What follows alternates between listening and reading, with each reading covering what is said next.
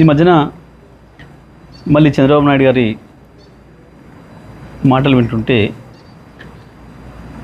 కొన్ని సందర్భాల్లో నవ్వు వస్తుంది, కొన్ని సందర్భాల్లో ఆశ్చర్యం వేస్తుంది. ఎందుకులే ఎందుకు వదిలేద్దాంలేమని చెప్పి అనుకుంటే కూడా కొన్ని సందర్భాల్లో ఎందుకో తప్పకుండా మాట్లాడాల్సిన అవసరం ఉందని అనిపిస్తూ ఉంది. చంద్రబాబు నాయుడు వాస్తవానికి ఏది ఊరికనే మాట్లాడాడు, దాని వెనకాల ఏదో ఉంటుంది. తెలంగాణకు సంబంధించి, హైదరాబాద్ అభివృద్ధికి సంబంధించి చంద్రబాబు మాట్లాడే మాటలు చాలా హాస్యాస్పదంగా ఉంటాయి. కానీ దాంట్లో ఏదో మోసపూరితమైన విషయాలు కూడా ఉంటాయి.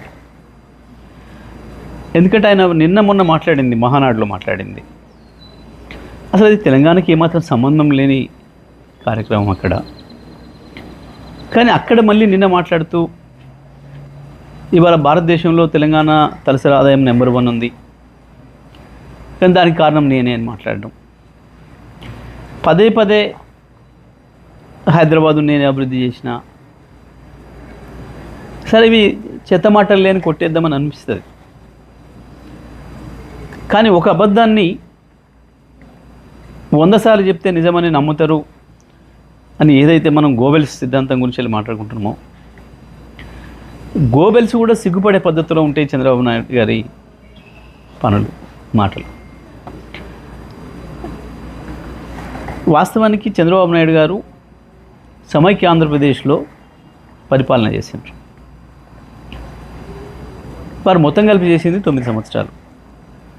2004తోనే చంద్రబాబు నాయుడు గారి చరిత్ర ముగిసిపోయింది. సరే, వారంటే సీనియర్ నాయకుడిగా గౌరవం ఉంటుంది, అది వేరే విషయం. కానీ మాట్లాడే మాటలు విన్నప్పుడు మాత్రం చాలా చిర్రెత్తుకొస్తుంది. తెలంగాణ వాదులు వాళ్ళదైన పద్ధతుల్లో వాళ్ళు స్పందిస్తున్నారు సోషల్ మీడియాలో. మిత్రులు, నిజమే, కొన్నిసార్లు వాళ్ళు పెడుతున్న పదాలు, వాళ్ళు వాడుతున్న పదాలు చూస్తే కూడా కొంచెం బాధ అనిపిస్తుంది. అంత హార్ష్గా ఎందుకు మాట్లాడుతున్నారు మా వాళ్ళు అని. కానీ మీలాంటి వాళ్ళకు అదే సరైందేమో అనే భావన వచ్చేటట్లు ఉంది మీ ప్రవర్తన. ఎందుకంటే 2004లో మీరు దిగిపోయిన నాటికి సమైక్య ఆంధ్రప్రదేశ్ది తలసరి ఆదాయం 25,900, 26,000 లోపు. ఇక ఆ తర్వాత మీకు పరిపాలన సంబంధం లేదు. 2014లో మీరు ఆంధ్రప్రదేశ్ని 5 సంవత్సరాలు పరిపాలించారు. కేసీఆర్ గారు తెలంగాణ పరిపాలించాడు 2014 నుంచి 23 వరకు. మొత్తం భారతదేశంలో ఏ రాష్ట్రంలో రానటువంటి యొక్క అభివృద్ధి ఒక్క తెలంగాణ రాష్ట్రంలోనే వచ్చింది. ఈ రంగం ఆ రంగం అని కాదు, ప్రతి రంగంలో అభివృద్ధిలో ఆకాశంలోకి దూసుకుపోయింది తెలంగాణ. 5 సంవత్సరాలు మీరు అక్కడ పనిచేసిండ్రు ఆంధ్రప్రదేశ్ ప్రత్యేక ఆంధ్రప్రదేశ్ ముఖ్యమంత్రిగా. అక్కడ పెరగలే ఆ పద్ధతుల్లో తలసరి ఆదాయం. ఒక తెలంగాణనే సమైక్య ఆంధ్రప్రదేశ్ నుంచి విడిపడ్డ నాడు కేవలం 1,12,000 తలసరి ఆదాయం ఉంటే ఇవాళ 3,60,000కి వచ్చింది, 3,70,000కి వచ్చింది దాదాపు. ఇవాళకి కూడా నీ ఆంధ్రప్రదేశ్ తలసరి ఆదాయం 2.5 లక్షలే. చంద్రబాబు నాయుడు గారు దీనికి సమాధానం చెప్పాలి. మీరు నిజంగా మీ పరిపాలన అంత గొప్పదే అయితే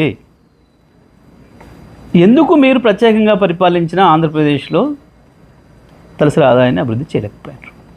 ఆంధ్రప్రదేశ్ మీద మీకు ప్రేమ లేకన్నా, ఎందుకు లేదు 4 రోజులు ఉండి వాడుకొని పారేసే రాష్ట్రం కదా, మళ్ళీ ఎట్లాగా హైదరాబాద్లోనే వచ్చి డెవలప్ అయ్యేది, హైదరాబాద్లో కదా ఉండేది అన్న భావనతోనే ఏమనుకోవాలి మిమ్మల్ని? భారతదేశంలో మిగతా ఏ రాష్ట్రంలో కూడా మోడీ గారి డబుల్ ఇంజన్ రాష్ట్రాలు 25 ఏళ్ళుగా మోడీ గారి పరిపాలనలో ఉన్న గుజరాత్తో సహా ఉత్తరప్రదేశ్, మధ్యప్రదేశ్, రాజస్థాన్